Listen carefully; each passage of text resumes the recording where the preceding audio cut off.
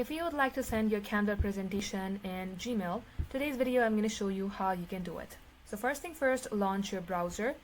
Once you do that, get logged into your canva.com and then get started working on a project.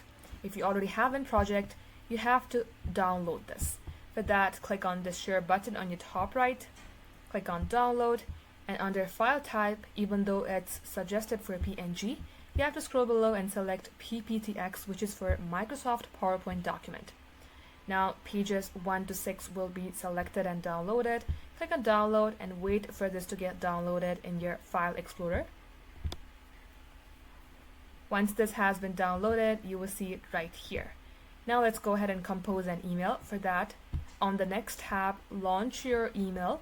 Click on compose and you will see a page like this. Enter your to here and your subject. Now in order to add this, in order to share the presentation that you just made on your Canva, you will see an attachment button that says attach files. Click it. Click on open. It will be landed here, and this is the exact presentation. You may also go ahead and change the name from your file explorer itself. Click on send. Just like so, this is how you can do it.